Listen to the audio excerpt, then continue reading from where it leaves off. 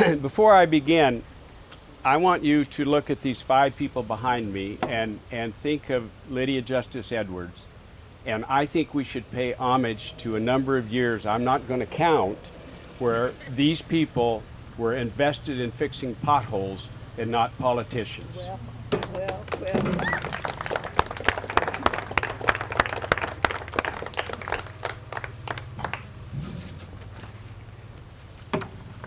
Thank you all for being here. I much appreciate it.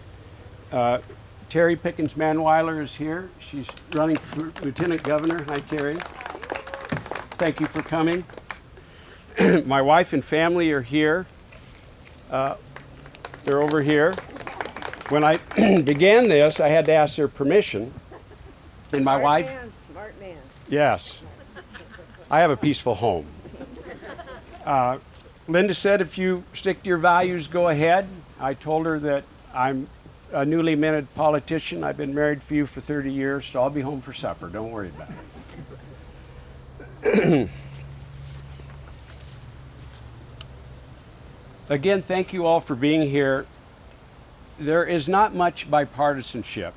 In fact, too much partisanship in politics today, which makes the collection of these campaign chairs unique and important. I deeply appreciate their support. The Attorney General's office is an unusual executive office. It does not make law, but only instead applies the law without favor. The office should be nonpartisan, and this committee embodies my promise to conduct myself in that way.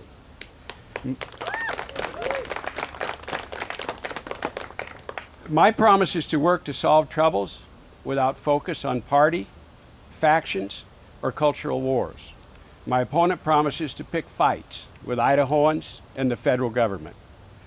He has demonstrated time and again he will employ the language and tactics of extremism and cater to the radical elements in his own party.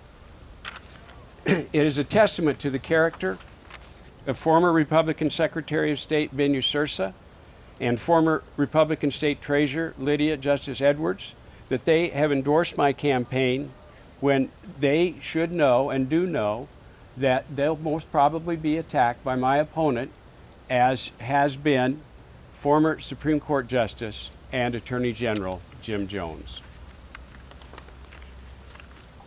Along with former Attorney General Tony Park, former State Senator Cherie Buckner-Webb, and former State Senator Judi Danielson, these individuals have a long and distinguished history of service to the people of Idaho.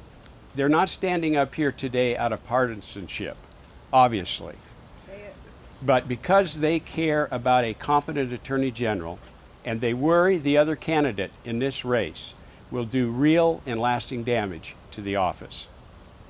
My promise is to run a law office, not a campaign headquarters for the next political office.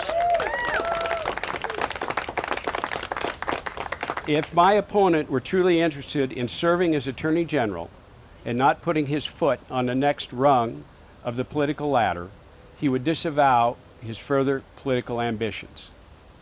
He won't. He wants to be governor one day, and he'll use any path to get there. Finally, I challenge my opponent to abandon his backing of the big lie, of the falsehood that nobody dies because they don't have access to health care, and his promise to make the Attorney General's office a political office. Unless he does these things, he is unfit to hold this office and serve all Idahoans.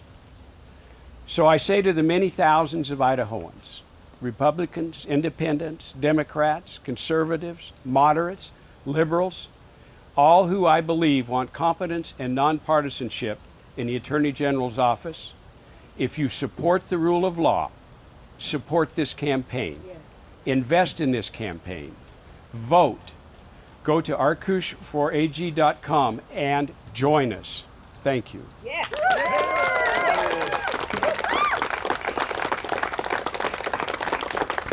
Thank you very much.